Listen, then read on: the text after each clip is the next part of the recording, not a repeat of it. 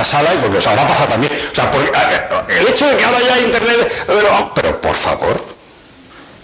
Y ya sé que puede haber alguien, pero fijaos, que se hace el Valencia-Madrid pues 4 veces en la semana. Entonces ya esto... Pero es que esto BlaBlaCar lo tiene estudiado y pensado y le rastrea. Y, como no puede ser de otro modo, en un modelo colaborativo, evidentemente BlaBlaCar es una empresa como además y gana pasta. Eso es indudable. Pero es verdad que es un modelo colaborativo. Los detecta y los expulsa de la red. Al menos eso dicen que hacen. Luego esto no sube. Luego ya estamos en un problema. Entonces, a partir de aquí, ¿qué hacemos? Regulamos BlaBlaCar como Alsa. O Autores, quitamos en cambio todas las regulaciones de Alsa y Autores y quitamos las revisiones y que los conductores y los tacómetros, bueno, imaginaos, impensable, es la sociedad del riesgo, acaba de fallecer Ulrich Beck, el autor del concepto, ¿no? ¿Cómo en la sociedad del riesgo podemos siquiera pensar en desmontar todo esto? Impensable. ¿Y qué hacemos? Me parece que se abren las vías o las puertas a la necesidad de un modelo nuevo, que tenga esto en cuenta, que haga un enfoque holístico, que piense en la innovación, pero ojo, también en el interés general. Y el interés general no es solo el del taxi, sin perjuicio de que el taxi ha de ser protegido de un modo equilibrado. Es también el ciudadano que quiere compartir su coche, no solo el de Alsa. También mi hijo, que tiene 22 años, a lo mejor quiere viajar más barato de lo que... Es más, si es que, fijaos, es que hasta Alsa, ya lo habéis visto, a lo mejor este fin de semana se habéis movido 7 euros ya. ¿Desde cuándo van a bajar ese precio, ese billete, para ponerlo competitivo? Es que en realidad, si os fijáis, Alsa está compitiendo con mi hijo. O con alguno de vosotros, que usáis BlaBlaCar. Solo esto voy a ser más breve, porque es más público, ¿no? Bueno, pues es el gobierno electrónico que hoy está disfrazado de Smart Government.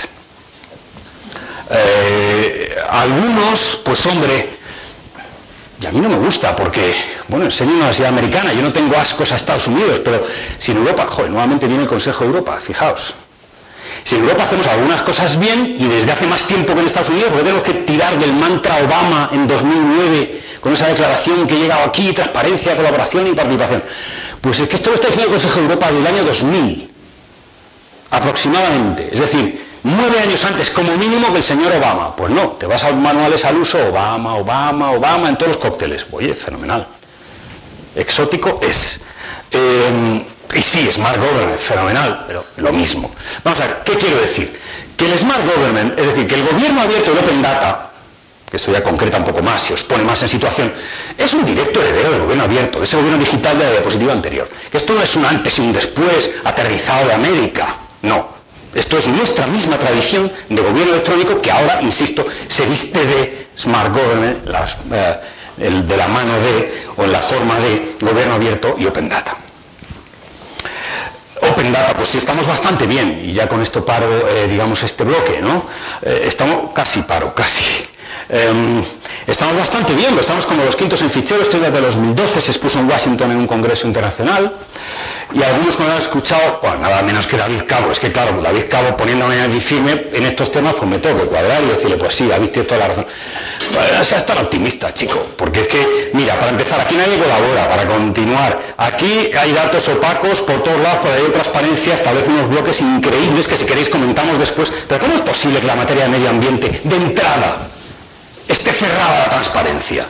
Ahí me lo tienen que explicar, porque no lo entiendo, de verdad, igual me lo explicáis y decir, mira, Pablo, hijo, no te enteras, esto se debe a esto, a esto, a esto, yo lo agradezco de verdad.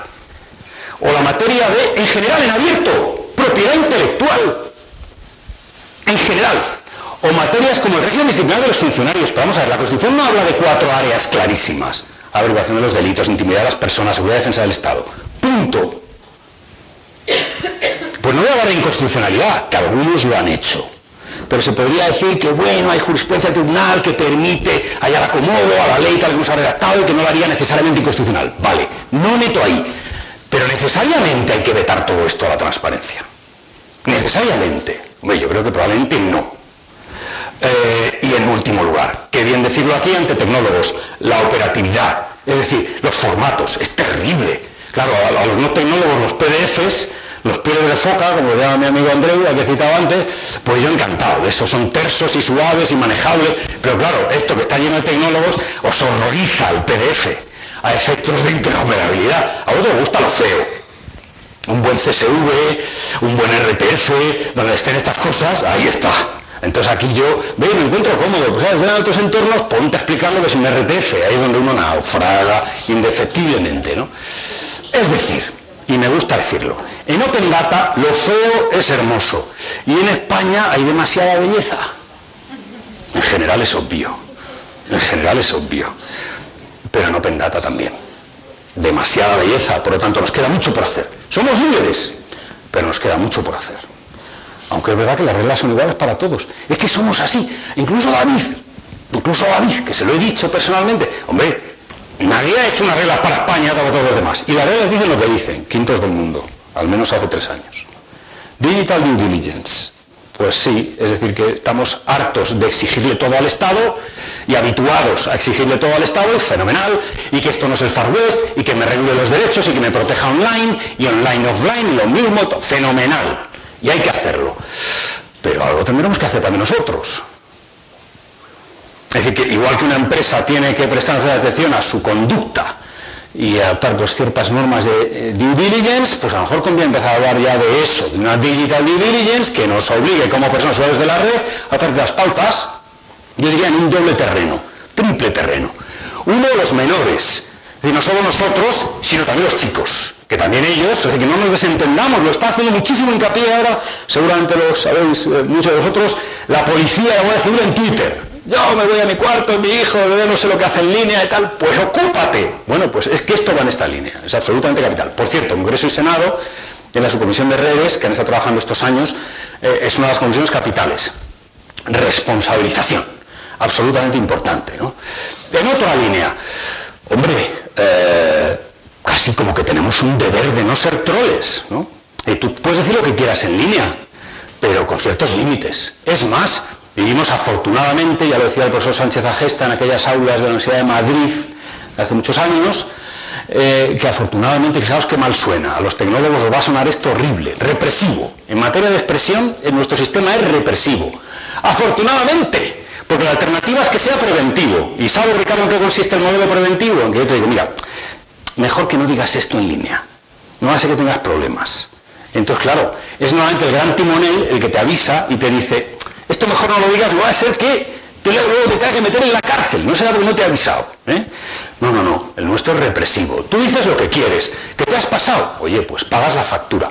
Pero hombre, igual que, esto se dice habitualmente en Estados Unidos, un límite de libertad de expresión es no gritar fuego en un teatro lleno, tampoco puedes acosar, insultar, y no digamos, llegar a los extremos que no se recuerdan ni con el nazismo probablemente, a los que algunos están llegando con el uso de la red.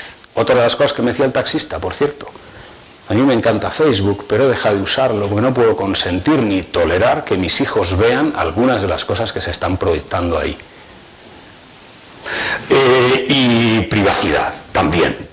Es decir, que tenemos que ser conscientes de que tenemos que, de algún modo, responsabilizarnos de la proyección de nuestra identidad, esa que sea la palabra mágica que asume y que subsume privacidad, seguridad, dignidad personal en línea, de ser conscientes de que nuestra identidad digital tiene un determinado perfil y que nosotros vamos a ser siempre, no el Estado, nosotros los mejores gestores de ella. Y esto afortunadamente, no para todos, pero sí para los menores, el Consejo de Europa, una vez más, lo ha recordado en esta guía que mencionábamos antes de abril pasado. Ahora sí he acabado. Os decía antes, hombre, hay un decálogo, tal. Aquí voy a pasar aún más de puntillas y si queréis, pues debatimos. ¿Cómo puede fraguar esto en un decálogo? Bueno, lógicamente, si hablamos de Internet libre y abierta, pues acceso para todos, ¿no? Y sin discriminaciones, por ninguna razón. Incluso, bueno, pues tenemos un país que se enorgullece de, junto con Finlandia, ser el primero que ha reconocido eso no solamente funcional, sino a la vez con un determinado ancho de banda. Un mega, bueno, Dios mío, este mega, y todavía sigue en vigor esto, lo que demuestra lo rapidísimo que va todo esto, ¿no? Un mega, cuando ya en casa, mañana Telefónica creo que nos sube, nos subís, ¿no? Nos subís, nos triplicáis, decís, ¿no? A ver si es verdad. Hay que pedirlo. Hay que pedirlo, encima hay que pedirlo. Oye, pues a mí yo ya estoy pagando más, joder. Bueno, derecho... Podemos hablar de los derechos también. Si queréis hablar de los derechos también. Bueno, tener abierta y libre, igual. Esta es una idea que he aprendido con gran claridad de una profesora de León que se llama Mercedes Fuertes, que ha escrito un libro magnífico sobre neutralidad de la red y que, bueno, pues con una claridad meridiana conecta la neutralidad con la igualdad. Probablemente como nadie había hecho antes, ¿no? Al menos en España, en Europa, ¿no? Igual que no discrimina contenidos. Antes hablábamos de discriminaciones en el acceso, ahora hablamos de lo que fluye, y la neutralidad efectivamente implica esa igualdad. A ver, y está aquí Telefónica presidiendo la sesión, ya sé que Ricardo, que no Telefónica, ya está que está con otro gorro, vale, pero claro, ya que sí, la calidad del servicio, ¿verdad? La necesidad de gestionar el ancho, y esto ya pues nos llevaría otro máster y desde luego 7 charlas como esta para empezar a encauzar el tema. Por lo tanto, bueno, pues es verdad que en ese derecho, si os fijáis, bueno, vemos un cierto esfuerzo de equilibrio, ¿no? Y hay algunas cosas que en todo caso deben garantizarse, o más bien, algunas cosas que nunca pueden hacerse, pero otras que sí, ¿no? Hombre, parece que por seguridad y por imperativo tecnológico, por ejemplo, finalmente la DSL lo impone, que os voy a contar, pues sí que hay que gestionar. Luego ya la calidad del servicio, el zero rating, por ejemplo, ¿cabe, no cabe? Ahí es donde ya entrarían los matices. Propiedad y portabilidad de los datos. Y digo propiedad, este es otro posible tema de debate. Una señora francesa, joder, lo malo es que era muy importante, la verdad es que era súper importante. Pues una de las madres de la privacidad europea, nada menos, se me encaró con toda razón probablemente y me dijo, "You sound too American". ¿Cómo puede usted hablar de propiedad de los datos cuando estamos hablando de nuestra propia identidad? Tiene toda la santa razón. Pero probablemente yo me expliqué muy mal cuando le transmití esa idea a ella y a otras personas. Y es que yo no hablo de menoscabar en modo alguno la protección internacional de la privacidad a través de los convenios, a través del derecho de la Unión Europea, menos aún de la protección constitucional de la privacidad, en particular la protección de datos. Hablo de una masa más, que se diría en Cataluña. ¿Por qué no se puede reconocer un derecho patrimonial al ciudadano sobre algunas vertientes al menos de sus datos? Si resulta que se están comprando y vendiendo ya, ¿qué pasa? A lo mejor es que nos da mucha vergüenza, es que realmente puede ser eso, es decir, pero es que se está haciendo mucho dinero con nuestros datos, que os voy a contar también. Bueno, esto puede ser un debate interesante, ¿no? Y desde luego portabilidad, aquí no hace falta decir nada más. Bueno, esto es obvio, hay que perseguir, sin perjuicio del deber de gestionar, porque sí, identidad, pero... Y aquí es donde, por ejemplo, podrían tener cabida como concreción, entonces que veamos del tracking, etcétera, etcétera, con posibles derechos subsidiarios, pero hoy nos quería aburrir, os he prometido 10 más 10 más 10, y esto nos llevaría mucho más lejos. Control sobre los datos, esto es el arco clásico, aquí no vamos a insistir. Libre expresión de información, deber de no ser troll, lo decíamos antes. ¿Por qué no ese derecho? Esto es probablemente lo más novedoso de la tabla que os estoy enseñando, además quizá de lo de la propiedad del dato y alguna cosa más. ¿Por qué no ese derecho? Es decir, ¿por qué no reconocer como una dimensión concreta de libertad de empresa el derecho a crear un ente de economía colaborativa? Que tenga luego la forma legal que se quiera, una sociedad anónima, una sociedad limitada, lo que sea, pero que se tenga ese derecho, digamos, como netizen, como usuario de la red que se es dedicado a una actividad económica, y por supuesto como ciudadano que comparte o que quiere beneficiarse de estas modalidades económicas, ¿no? Por supuesto, con respecto a la normativa fiscal y a las actividades económicas con regularidad, es decir, que respecto a lo que ahora mismo está pasando en el entorno, equilibrios hay, tiene que haber, y se tienen que encontrar. Quizá el mensaje clave es este, se tienen que encontrar, porque esto no se va a parar, no lo va a parar nadie, ningún sector, ¿no? Y por cierto, la normativa fiscal es que es más fácil detectar el fraude en este tipo de modalidades. Porque se ha llegado a sospechar que, bueno, como todo esto fluye y tal, y no está centralizado, y dónde está la unidad de imputación, y tal, pues fijaos, economía sumergida, y entonces, pues fraude, al revés. Es decir, si algo propician, y bien lo sabe Hacienda, mucho mejor que nosotros, las tecnologías de información y la comunicación, es la posibilidad de rastrear y de concretar datos y de sacar las conclusiones correspondientes. Bueno, propiedad intelectual industrial en línea, digo industrial. Yo es que tiro de la Carta de Derechos. Y la Carta de Derechos Fundamentales de la Unión Europea habla de propiedad intelectual. Y uno contrasta versiones francesa, inglesa, tal, en modo alguno, me podréis corregir. se puede sacar la conclusión de que la propiedad industrial no esté regida o regulada en la CEDEFUE como un derecho fundamental más. Eso sí, sin perjuicio de la privacidad de la expresión y la empresa de terceros, ¿no? Que son pues es mirar a vuelta atrás lo que ha pasado estos años, ¿no? Como estos derechos se han venido enfrentando de un modo muy cruento a estos otros, como sucede en el mundo offline, por otro lado. Y bueno, pues participación, aunque lo diga Obama, y a pesar de que, pero también nosotros, y interoperable y reutilizable, ¿no? Naturalmente, y saben, puede ser un derecho ciudadano, ¿cómo no? Bueno, autobombo, esto más o menos lo tenéis explicado y con notas y tal en este libro. No he conseguido una imagen mejor.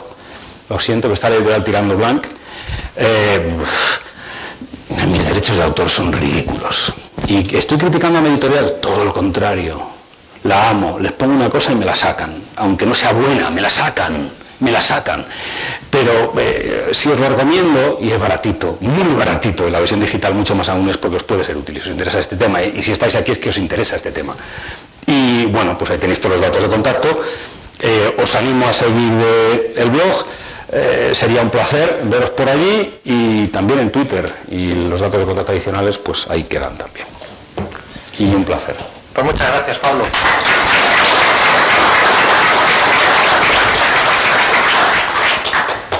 Muy bien, la verdad que nos ha dado una visión distinta. Se te ve con pasión, ¿eh? Lo vives. Esto de los derechos humanos. Afortunadamente hay gente así, que lucha porque todos después tengamos nuestros derechos. Es importante. Pues seguro que hay alguna pregunta. Ojo, vamos, os he bombardeado con opciones de tirar del hilo. Bueno, yo ante todo dar gracias porque ha sido la verdad una exposición muy precisa y muy interesante. Y preguntarte sobre una cosa curiosa, ¿no? Sobre los derechos de los robots, por ejemplo, que estabas comentando antes. Hay un señor en Estados Unidos que se ha declarado, creo que el primer ciber del mundo, ¿no? Que tiene como una especie de antena y que por lo visto, además que es bastante vistosa, y que por lo visto dice que la primera semana lo pasó muy mal, pero que tiene la capacidad de ver frecuencias que nosotros no vemos, ¿no? De percibir infrarrojos y todas estas cosas. ¿Hasta qué punto nosotros vamos a poder regular unos derechos de personas o seres que van a ser incluso superiores a nosotros? Y otra de las cosas es... hablan ya de robots buenos y robots malos, que incluso los robots malos se pueden hacer con el ciberespacio, ¿no? Todo este tipo de cosas, por ejemplo, ¿nosotros vamos a ser realmente capaces de abarcarlo todo? No sé. Vale, buenísima pregunta. Buenísima pregunta. Bueno, no es estadounidense, es español. Es uno de estos españoles que tienen como múltiples gorros nacionales, y su madre es de no sé dónde, su padre de no sé dónde, él nace a su vez no sé dónde, pero es que vive en Barcelona. Se llama Orbison o algo parecido. Si alguien recuerda el apellido exacto que me lo diga, por favor, pero es muy parecido. Incluso si estás interesada en él y hasta contactar con él, te pongo en contacto con él. Porque participa en una red en la que está también el citado André V.A. y somos una colectividad ahí de gente curiosa. Bueno, algunos más curiosos que otros, por ejemplo, ¿no? Entonces, efectivamente, lo que dices es así, es un cyborg, efectivamente. Es decir, que la ciborgia, por llamarlo de alguna manera, sería una de las dimensiones de la robótica. Otras de las dimensiones de la robótica, y no sé si atreverme ante quien estoy, ¿no? Pues los coches sin conductor, otras de las dimensiones los drones que hemos mencionado antes, otra de las dimensiones de la sanidad, pues los operadores estos automáticos o la surgery esta automática. Otra, pues los viejos, yo los he llegado a ver fabricar en Alemania. Fijaos, os decía esto del Hamburgo-Madrid, era trabajando en esa fábrica, hasta lo que tuve que volver. Bueno, pues allí ya se trabajaba con robots industriales en los 80, ¿no? Otra de las dimensiones, la más fascinante y la más interesante, y ahora os digo por qué, tal y como lo están empezando a indagar en California, pues la de los androides, efectivamente. ¿Y por qué son especialmente interesantes los androides? Porque despiertan psicológicamente, psíquicamente en los humanos esa sensación de alteridad, que claro, es que nos traslada a la ontología, es decir, nos traslada a preguntarnos sobre nuestra propia existencia, de dónde vengo, a dónde voy. Bueno, por supuesto, inteligencia artificial, claro. pero claro, estamos hablando de diseños que implican pues una determinada mecánica, estamos hablando de un código que tal, y por eso son enteramente digitales, pero estamos hablando de que son inteligentes. Y autónomamente inteligentes, que esto es lo que, claro, en el caso de los androides, insisto, se despierta esas sensaciones de alteridad que te llevan a incluso plantearte y preguntarte si no se les debe, pobrecito robot, no se vaya a caer, no le va a lesionar, tal y cual. Ahora sacamos alguna conclusión adicional. Pero claro, es que el salto aquí es gigantesco, ¿no? Bien. Esto tampoco es nuevo del todo. Las leyes de Asimov, que conocéis también los tecnólogos, que seguro que... Yo no leía Asimov en el bachillerato, pero muchos de los que estáis aquí sentados sí, por lo tanto esto lo sabéis mejor. Las leyes de un robot no debe jamás lesionar a un ser humano, tal. Bueno, estas tres leyes, esto por supuesto, si se reconocieran los derechos de los robots, se darían por supuestas. Pero es que cuando se habla de derechos de los robots es hasta qué punto se debiera dar un paso más y considerar que un robot tiene derecho a no ser lesionado por otro robot. Y claro, esto también te supone un salto en la línea de lo que tú indicabas y que se ha empezado a estudiar también al hilo de estos problemas de asesinatos o de muertes no deliberadas por parte de drones bélicos norteamericanos, qué margen de maniobra autónoma, lo decíamos hace un segundo, tienen o deben tener estos bichos a la hora de, por ejemplo, en combate adoptar determinadas decisiones. De hecho, se ha estudiado legalmente, había un simposio en Alemania hace apenas 3 semanas, este concreto problema. Porque, como os decía, vuelvo a ello, claro, el gran problema, uno de los grandes problemas, yo diría de los 3 grandes problemas, he mencionado otro también, de estas máquinas, es que tienen una capacidad de adoptar decisiones con un margen de autonomía. Si siempre hay alguien detrás que dice qué es lo que hay que hacer, es evidente que el hilo causal, acuérdate del si no eres legal, aquí ya me traiciona el subconsciente, pues si fueras legal te diría, hombre, acuérdate del derecho penal, la causalidad, todo esto, en el fondo es un hilo, ¿no? Si al final puedes rastrear un hombre de atrás y ese hombre de atrás lo identificas, pues ese es el responsable de lo que va a pasar, que puede haber 100.000 personas involucradas en un hecho, que luego a su vez pueden ser responsables o no, pero en el caso de un robot, pues bueno, este es un tonto inimputable, y por lo tanto tengo un hombre de atrás ya, pero cuando hay un margen autónomo de decisión, ¿qué pasa? ¿Quién responde? Bueno, estas son las grandes incógnitas, más bien los grandes retos que se están abriendo. Por cierto, no solamente es en California, desde el ángulo legal donde se está trabajando, sino también en Europa. Y en concreto, la Universidad de Pisa ha capitaneado un proyecto financiado por la Unión Europea con un pastón, 1,5 millones de euros. Pues el resultado es magnífico, pero yo lo hubiera hecho por menos, por bastante menos a lo mejor. 1,5 millones de euros, mucha pasta. La cuestión es que el estudio es muy bueno y lo encabeza, pues eso, una civilista pisana y un compañero suyo de esa misma universidad. Y bueno, pues lo proyectan a Europa, todo este tipo de cosas. Una de mis columnas en el blog o en el espacio que escribo en abc.es trata justamente sobre estos temas. Se llama Lex Robótica y bueno, desde hace un mes aproximadamente, si vais al blog ahí lo veis. Y ahí están las fuentes. Está la fuente californiana, que es Ryan Cadell, y está la fuente europea, el Robolo, el proyecto europeo de esta profesora de Pisa y demás. Y luego ya está este otro trabajo del neurocirujano del Imperial College, que no me ha dado tiempo a citar, porque es que salió después de haber escrito yo, al menos me enteré después, ¿no?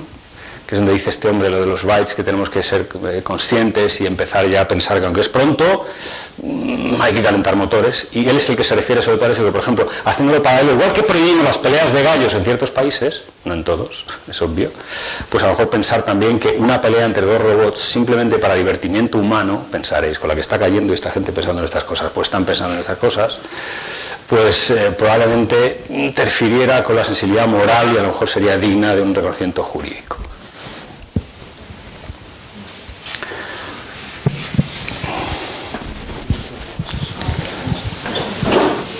Bueno, yo una cuestión muy simple que ya me ha ocurrido en mi vida laboral y también personal es que ahora mismo no hay una legislación uniforme en el tema de Internet cuando realmente se están utilizando servicios globalizados de Internet. Me explico, por ejemplo, el caso de Megaloa. En el caso de que te sientas lesionado por el cierre Megaloa cuando tú tienes una cuenta legítima y no datos legítimamente almacenados, vas a reclamar a quién, el maestro armero, porque la legislación es la de vete a saber dónde, y a menos que tengas dinero, paciencia y te armes de valor para estar 15 años peleando, a Megaload, que yo sepa, nadie desde ningún país que no sea Estados Unidos se le ha abierto ninguna causa, pero el problema es que eso lesiona los derechos de los consumidores en todo el resto del mundo. Bueno, has tocado el tema de la jurisdicción en la red, que yo creo que es el más frustrante para, me harto de decirlo, las aulas universitarias, vamos, es decir, mira chicos, yo os hablo ahora como si hablara a mis alumnos habituales diciéndoles esto, ¿no? Yo no os puedo decir otra cosa que el hecho de que siento una gran frustración al respecto. Soluciones posibles, pues las mismas que hemos visto con los derechos. No vamos a hacer un tratado mundial que regule, pues yo qué sé, problemas como el que has citado. Vale, pues lo de siempre, nos sentamos, venga. Modelo político de uno, del otro, cultura nacional del uno, del otro, que esta es otra buenísima, claro, porque es que Internet nos ha aglutinado a todos, un modelo de relación bestial. Cuando hablo de red abierta también doy por sentado, esta es una red global, pero ¿cómo realmente resuelves entre todos? Bueno, de hecho, 20 años llevamos trabajando sobre estas áreas, y tratados que regulen aspectos conflictivos o problemáticos en Internet, te los cuento con los dedos de estas dos manos. Y uno de ellos ya te lo he citado, bueno, pues hay algunos de propiedad intelectual, los de la OMPI, etcétera, etcétera, una relación del comercio, unas reglas modelos sobre comercio electrónico, y es que poquito más. Oh, cuidado, otra cosa de la Unión Europea. De hecho, España pequeñísima. El margen de maniobra de España, cero en estos temas.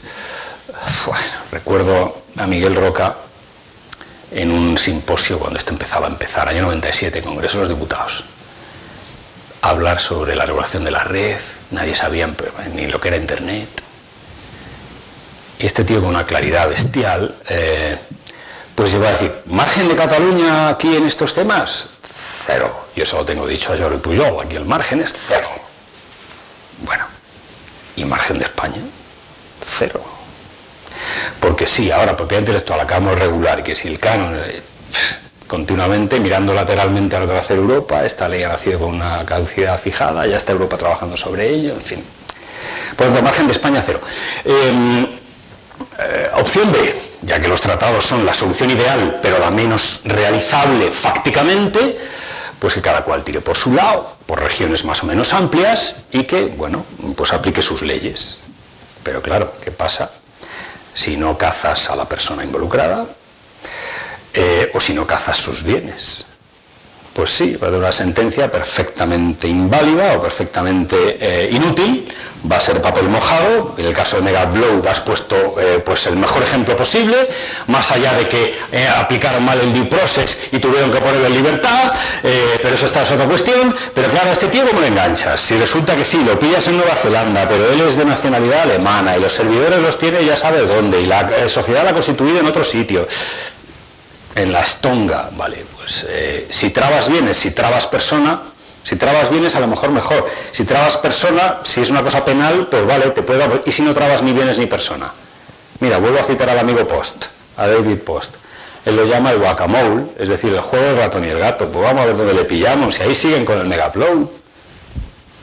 Y luego te cierra roja directa, y que te abro y que te cierro, que te pillo aquí, te persigo aquí, y roja directa sigue funcionando. Entonces, es que es frustrante.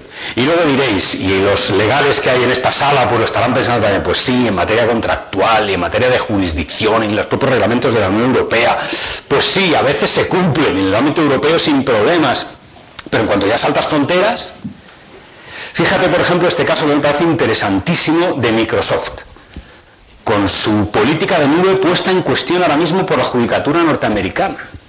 Y claro, como le tumben en Estados Unidos la política de nube a Microsoft, que ha sido el líder en este ámbito en el mundo, diciendo consumidores europeos e incluso de otros países, porque ya los está viendo de otros lugares, Dropbox acaba de llevarse todo a Irlanda, siguiendo esta pauta. Entonces, Microsoft lleva haciendo esto, pues me consta, 5 años mínimo, cuando empezaron en serio a comercializar nube. Pues tú diles que el hecho de que tengan los datos en Irlanda es perfectamente irrelevante para el juez americano. Entonces, claro, todos los demás que están haciendo más o menos lo mismo, ya sabéis que tienen las grandes techis, la sede europea, en el mismo país, que suerte tienen, ya podíamos hablar aquí el mismo idioma y tenerles a todos aquí también, o ser todas estas mexicanas en vez de americanas. Más los impuestos, que esta es otra cuestión, pero claro, tú imagínate que te tumban esto. Y de momento el juez americano de Nueva York ha dicho, a mí me da igual que esto esté en Irlanda o que esté en otro sitio, esto es un delincuente al que yo estoy... Fíjate, es que es un juez. Es que ya no es la patada en la web de los franceses, es que es un juez el que está diciendo, quiero los datos. Y bien argumentado. Por cierto, es que claro, esto también, y esto tiene que ver con lo que decíamos antes de Europa y de este pequeño desconcierto, por ser moderados, que está produciendo la Unión Europea, ¿no? ¿Qué pensaríamos en la opinión pública española si la policía española quiere acceder a la cuenta de un narcotraficante? Es el caso real de Microsoft. Supuesto narcotraficante, no está condenado, pero hay indicios racionales evidentes. Bien, la policía española detecta a un narcotraficante que tiene una cuenta en Twenty. Acude al juez. Y el juez le dice a Twenty, empresa española, fijaos, Microsoft, empresa americana, por seguir el símil. El juez le dice a Twenty, por favor, ¿puede dar la identidad de este presunto narcotraficante que tiene una cuenta con ustedes? Y Twenty contesta, no, es que los servidores están en California.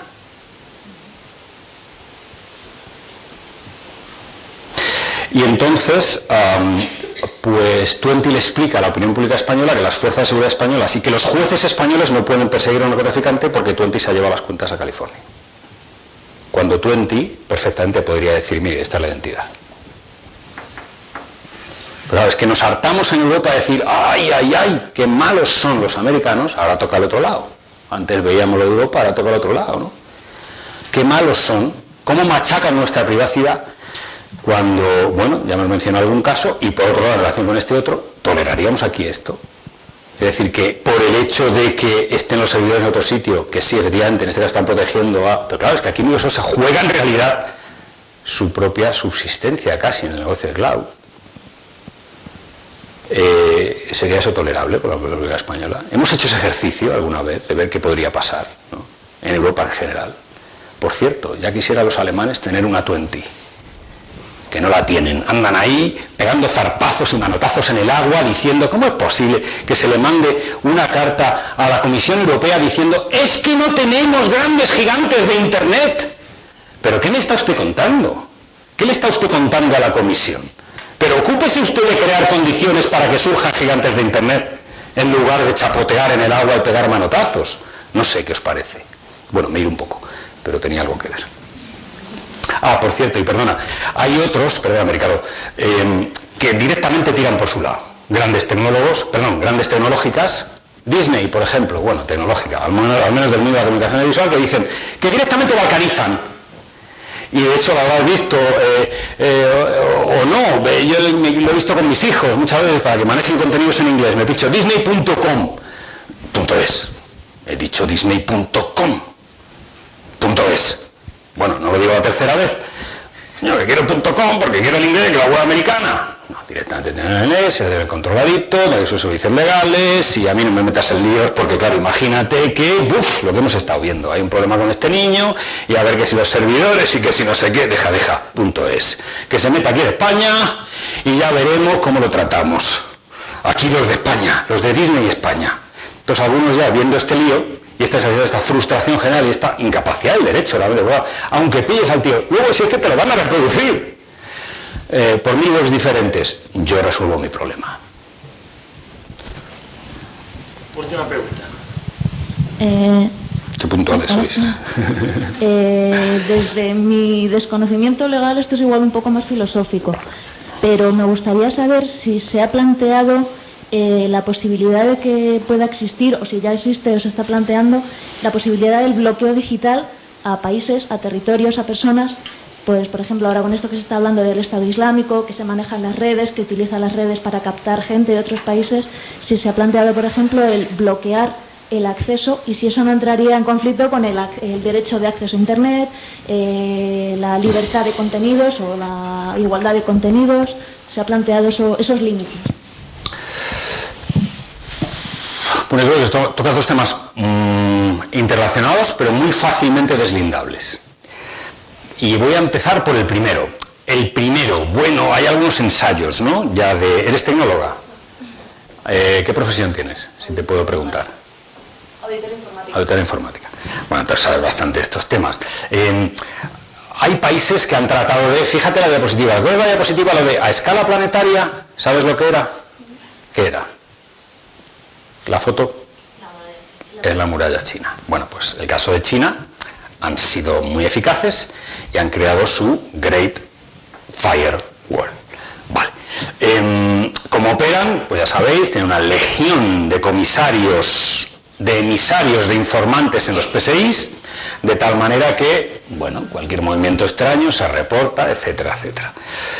Ese es un modelo. Luego está el modelo mucho más eficaz y que, vergonzosa y lamentablemente, hemos ayudado, como sabéis, a construir desde Europa. Gracias a la inestimable colaboración de, bueno, no voy a decir las empresas porque luego se retractaron, pobrecitos, y dijeron, ay, nos hemos equivocado. Pero eso sí, que yo sepa, ni han cerrado el sistema los iraníes, ni han devuelto ellos la pasta que han cobrado. Entonces, bueno, pues ayudaron a crear lo que hasta ahora yo creo que no se había creado nunca, que era una especie de embudo. De tal manera que todo en Irán fluye por un canutito bastante estrecho, vigilado por el ayatolá del momento. Aquí tenemos el gobierno de turno, allí el ayatolá del momento. Y ahí tienes el vigilante, mucho peor que el modelo chino, porque está mucho más centralizado el control. Bueno, a partir de aquí, pues que si las técnicas, el DPI, el Public Inspection, lo que queráis, ¿no? No sé cómo funcionan los norcoreanos, los cubanos, los venezolanos, los saudíes, no lo sé. Todos estos, recordad las zonas. Ahí se ve perfectamente por dónde pierde aceite cada cual. Por eso es útil esa imagen, ¿no? Y os la podéis descargar fácilmente de la red, simplemente tirando de ese informe del 13 del UNOC. Bueno, ¿esto interfiere con la neutralidad? De arriba abajo. ¿Esto interfiere con la red abierta? De arriba abajo. ¿Con la libertad de la red? De arriba abajo. ¿Esto interfiere con el multi-stakeholder? De arriba abajo, aunque es menos claro de ver. Porque en el fondo esto lo que exigiría es que se hiciera realidad lo que este tipo de países quieren hacer, y es que, insisto, bajo el velo de inocencia de Naciones Unidas, porque miren, es que es impresentable que Estados Unidos siga mandando aquí, porque claro, es que esto no es democrático, joder. Entonces otros países tenemos que decir tal. Y bueno, pues lo que quieren es, en el fondo, privar del botón de emergencia que ahora mismo tiene el maletín este, lo tienen los Estados Unidos. Es decir, este cable para tirar, si todo el mundo se vuelve loco y empieza a cargarse la red, pues hay un botón de emergencia que está en Estados Unidos, que tiene ICANN. Tiran del cable y esto se apaga porque es que se lo están cargando, yo que sé, los del Estado Islámico, ¿no? Bueno, pues supondría quitar ese botón de emergencia de Estados Unidos. Yo prefiero que esté con Estados Unidos a que esté con Kim Jong-un, se llama así, ¿no? Creo que es Kim Jong-un. Como me confundo con el padre y como son Pablo y Astilla iguales, pues bien. Y lo segundo que planteas es sencillamente imposible. Y fíjate, no te hubiera podido responder con tanta claridad si no hubiera tenido la suerte la semana pasada de estar con una gran, lo siento, te digo un poquito, con una gran investigadora californiana, pero que reside en Londres. Como fue una conversación privada, no te puedo decir el instituto, pero es un gran instituto de estudios internacional, etcétera, etcétera. Y está trabajando muy de cerca el tema de la proyección en línea del Estado Islámico. Y con una claridad, una contundencia bestial me transmitió lo siguiente. Mira, a diferencia de las conductas anteriores, que fijaos que yo he comparado, bueno, es que no se puede ni comparar con el nazismo. El nazismo se avergonzaba de las bestialidades incalificables que hacía y lo negaba. Y de hecho, os recomiendo que veáis, si tenéis estómago, a mí me costó dormir 2 noches, un pequeño vídeo en YouTube del juicio a los seguidores del héroe von Stauffenberg. ¿Recordáis Operación Valkyria? La película de Tom Cruise. Estos que quisieron matar a Hitler porque era el tirano en la concepción clásica del término. Hasta la Iglesia Católica, ya hace 500 años, casi, santificó esta modalidad de crimen. Bien, pues este tío y sus seguidores, cuando eran sometidos a juicio por el simulacro de Tribunal Supremo hitleriano, el presidente del tribunal le echaba en cara a los enjuiciados que estaban diciendo que el nazismo estaba asesinando a personas y que era lo que justificaba que ellos hubieran intentado matar a Hitler. Y escuchas las palabras reales de la grabación real del presidente, que erizan el vello, del presidente del Tribunal Supremo diciendo en alemán Mörder, ya sabéis por qué hablo alemán, porque claro, de recordar lo del Hamburgo y tal, Mörder, Mörder, casi chillando diabólicamente, ¿no? Te llenan la sangre. ¿Asesinato? ¿Usted está diciendo que Hitler asesina? ¿Que mi Hitler asesina? Les avergonzaba reconocerlo. Estos tíos lo cuentan. Bueno, ya lo sabéis, lo proyectan, lo montan, lo maquetan, lo divulgan. Bueno, pero esto era una digresión. Es decir, esta gente es peor que Hitler desde ese punto de vista, porque están incurriendo en dos de las bueno, al menos en dos, y discutiblemente en una tercera. Hitler incurrió en las tres: crimen de guerra, de menos a más grave, crimen contra la humanidad, genocidio. Estos, como mínimo, crimen de guerra y crimen contra la humanidad. A mi juicio, también genocidio contra ciertos colectivos, por ejemplo, el de cristianos. Clarísimamente. Es de libro. Y lo malo es que ya ha saltado incluso a la sociedad civil. Resulta que unos cuantos asesinados por otros en una barca porque son cristianos. Es terrible. Es terrible. Desde antes del nazismo no ocurría esto. Ni con el nazismo, insisto. A lo mejor ni con el nazismo. ¿Y qué decía esta señorita? ¿Qué me contó? Pues que lo singular del Estado Islámico, aparte de esto, que ya es muchísimo, bueno, que es todo prácticamente, en cuanto a las técnicas de operación, y ahora ves el reflejo en línea, claro, esto está muy concentrado territorialmente, en un territorio concreto, que ellos pretenden expandir, pero que si os fijáis, tratan de unir, ahora mismo son islas, ojalá no lo consigan, pero ya sabéis cuál es el origen, muy concentrado por lo tanto territorialmente, pero inmensamente disperso desde el punto de vista personal, hasta el punto de que, bueno, pues están en las calles. Entonces, claro, bueno, y otra persona con la que conversaba antes de ayer, que creo que citaba antes, una periodista del este de Europa, vienesa,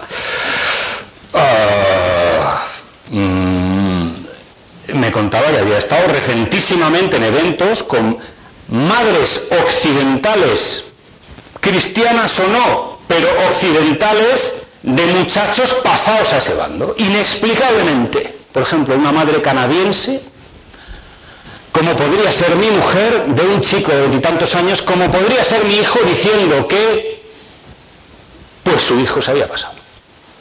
O la hija de otra persona equivalente, diciendo, como podría ser mi hija, que su hija un día vino a casa, bueno, pero vamos a ver, insisto, perfectamente homologable, nada de velos, ni de... Es más, es que cuando alguna se dijo, no, es que esto no tiene que ver con la religión.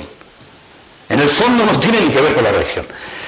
Como llegó a casa con 16 años diciendo que este es mi novio, y entonces el novio empezó a hablar por la chica, y su hija ya no va a seguir estudiando, y se va a venir conmigo. Dejó de verla. Y ahí está. De modo que, ¿dónde están? Es que es el problema. Están perfectamente infiltrados ya. Entonces, claro, yo no te voy a cortar la red a ti, porque no te la puedo cortar. La verdad, Pablo, que nos estaríamos aquí toda la tarde. Y yo, porque me encanta parte de la noche sin duda, vosotros. Pero podemos ahora hablar en privado todos, ahí tomando nuestro famoso vino español. Muchas gracias, Pablo. Muchas gracias a todos.